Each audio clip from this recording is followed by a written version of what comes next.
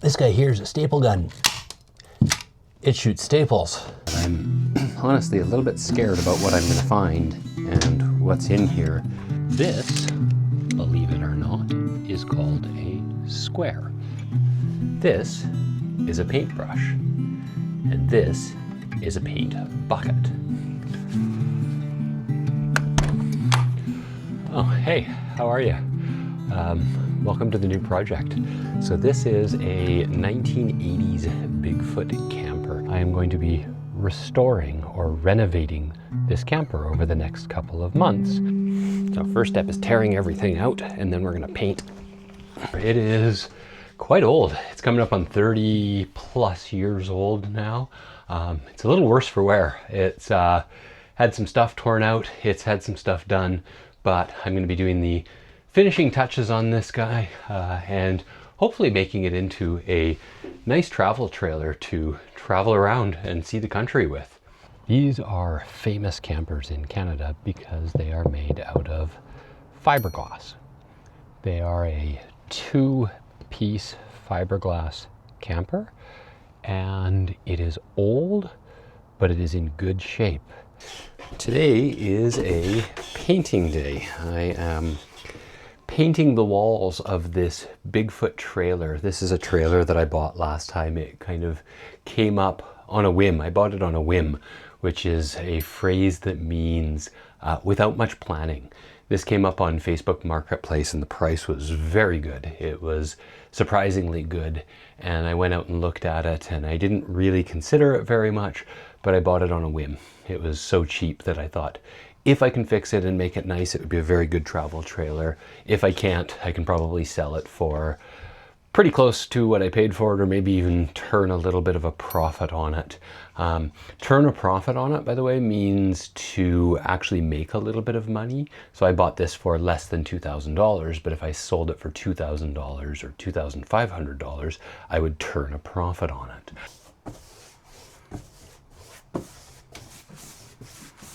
Oops, just slopped some paint on the floor here.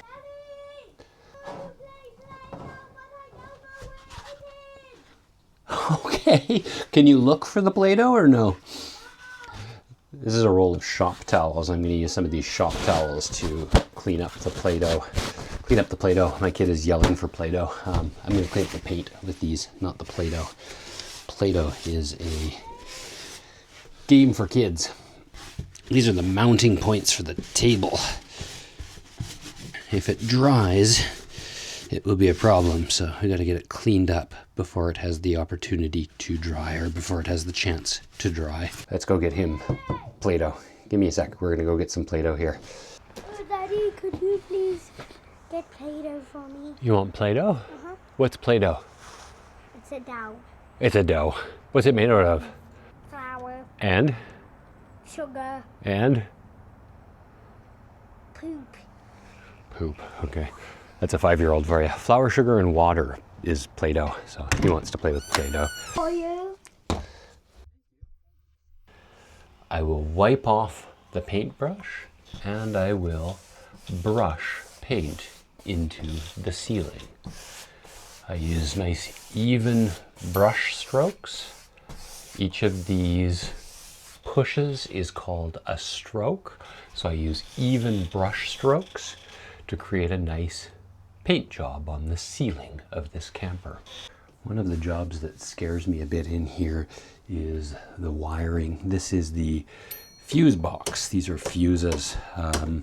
This is a fuse box from the 1980s, and so it's very old. So I need to pull this fuse box out and have a look behind it. But I'm honestly a little bit scared about what I'm going to find and what's in here. I want to convert this into a more modern battery system, but I'm not sure how I'm going to deal with the wiring that's behind here, where I'm going to put the battery. This is not hooked up, by the way. There's no battery or electric in this at the moment, so I'm relatively safe to kind of start pulling things out a little bit and having a look. Looks like there's a power power inverter, 2 big wires, which I assume are from the main line, go into this. So I don't 100% know what I'm doing yet, but the electric system is going to go in here, probably a nice lithium-ion battery. I have one from the other camper. I'd like to reuse it if possible, but I'm open to buying a more expensive, more robust system. I'm going to rewire this whole thing and figure out how to mount a couple of solar panels on the roof so that we have power at all times. That would be a really nice thing to have. So I've got to figure out how to get wiring up onto the roof. There are some wires up there already, but I need to get access to some way of getting the wires, and I'm not 100% sure how to do that yet. So we'll figure it out. It's going to be a big project, though. Today I am cutting wood, and I am going to wear gloves to protect my hands. I will be cutting wood with a hand saw. I like using hand tools. It just gives a little bit more feeling. They are a little bit cheaper. They are less expensive. They take a lot longer, but I really like the quality of the work with hand tools. This is a measuring tape. I am going to be measuring the wood. I need to cut this at 33.5 centimeters. So I will mark the wood. This, believe it or not, is called a square, even though it is a triangle shape. It is used to make square or straight lines. So you cut in a nice 90-degree angle on a corner. So it's called a square. I'm going to take my saw and I'm going to cut this wood.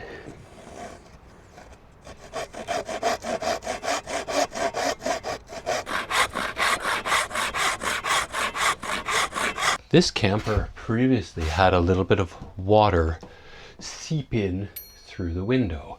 The sealing in the window, the rubber that seals the window and prevents water from coming in, failed and water seeped down the window. It caused quite a bit of damage to this wood. So I am going to be replacing this with wood paneling. This is a cutter or a cutting blade. It's basically a sharp knife that you can snap off the blades. It's got these little grooves in it. These are called a groove, where you can snap off the blade when it gets dull. Dull is the opposite of sharp. So as this becomes dull, you snap off the blades and you get a nice sharp tip. And I'm using this to cut the styrofoam. So I am cutting the styrofoam. Styrofoam is not an easy thing to cut, and it makes a horrible sound when you try to cut it. It's like nails on a chalkboard. It is a grating sound. But I am cutting the styrofoam, and I'm going to put that support in. I'm going to pry out the styrofoam.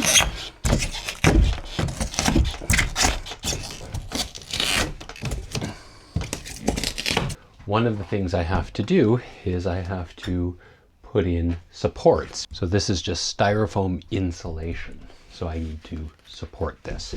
This is a file, or this is actually called a rasp.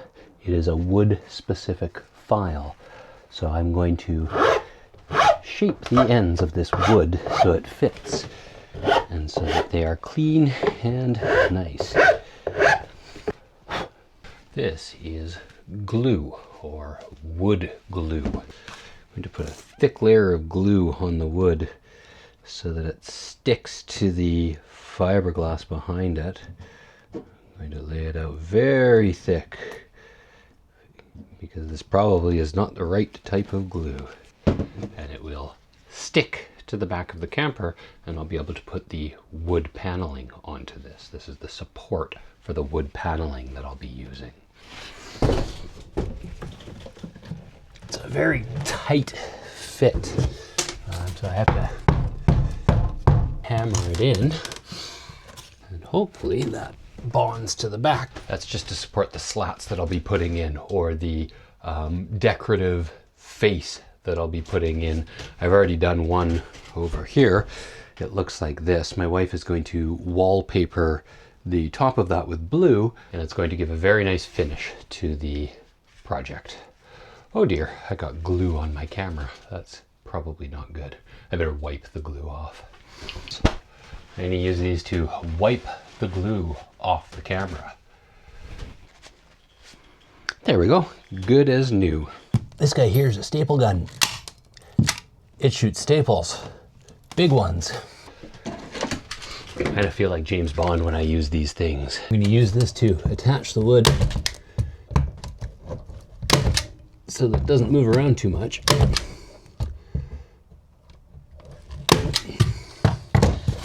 I'm just going to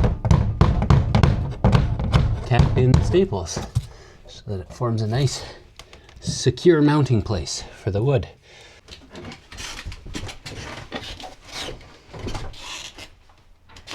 Oh dear, I just sat on a paint roller. We were painting in here the other day, and there's a paint roller, so now I have another pair of pants with paint on them. I've got a lot of pairs of pants with paint on them right now. Seems like all my pants in Canada have paint on them at the moment. I need some dedicated working pants, so I don't mind if the paint gets on the pants and ruins the pants, because it doesn't come out in the wash. So this is drilling a pilot hole. I'm drilling a small hole in the wood, so when I put a screw in it, it doesn't split or crack. This is very thin wood, and I'm drilling very close to the edge, so it has a high chance of splitting. The pilot hole reduces the possibility of it splitting. I'm also going to drill a slightly bigger hole as a countersink so that the head of the screw can just sit inside. I'm not drilling all the way through, I'm just drilling a very small hole so that the head of the screw sits inside it, and it is flush, or it is flat with the wood. So I'm not drilling all the way through this, I'm just drilling a very small hole in it so that the screw head can sit inside this and sit flush, or it can sit flat with the wood.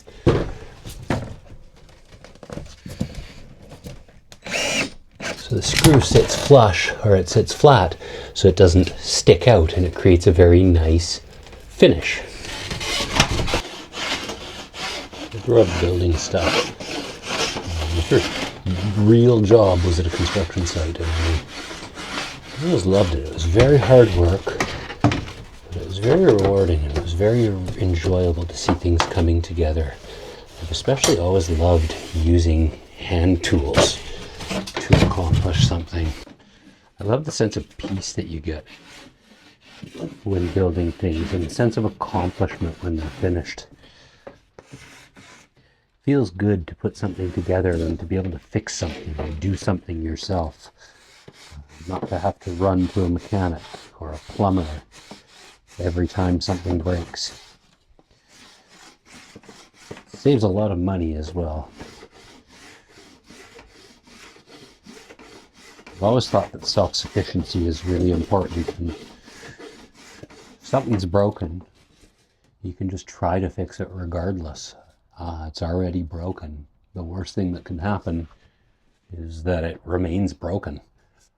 You're generally not going to make things that are broken worse by trying to fix them. But with a little bit of research, a little bit of knowledge, a little bit of know-how, you can fix pretty much anything. I really dislike this new generation of products that are not meant to be fixed. There's a word that you use for this kind of project that it's called planned obsolescence. It's the idea that you plan something to become obsolete, and therefore you're able to sell more of them. This is a great example with computers. You get a 4, maybe a 6 year life cycle out of a computer or a phone if you're lucky, and then it becomes obsolete. You can't use it anymore. It doesn't update software. It doesn't run properly. Even if you've taken really good care of it, even if you've fixed it, it becomes obsolete and you're no longer able to use it. And companies get to sell you a new phone. I think this is one of the things that's kind of killing our society today, is that you can't fix anything anymore. They're designed not to be fixed. Screws are hidden. Things are made out of a one-piece body that you can't access, you can't open. They're not designed to be fixed. They're designed to be thrown away at the end of their life cycle and purchased anew. And I think that's terrible. It means we've got a lot of plastic in landfills.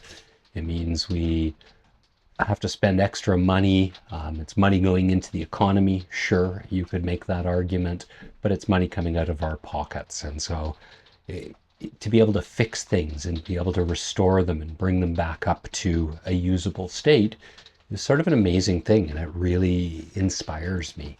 And like I said, the worst thing that you can do usually is just break up more, and you'd have to replace it, which you're going to anyway when it was fixed. So you might as well tear it apart and try to fix it before throwing it away.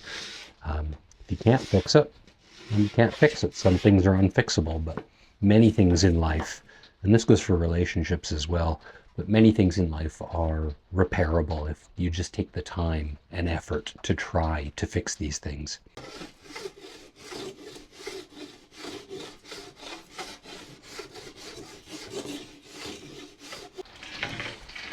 I love working with wood. Wood is such a beautiful material.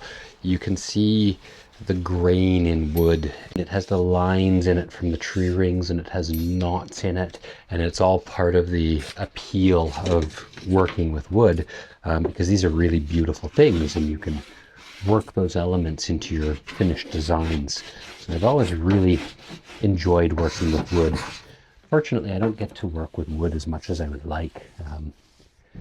Thailand wood is incredibly expensive or incredibly poor quality. There's a lot of cheap wood, but the good wood is incredibly expensive.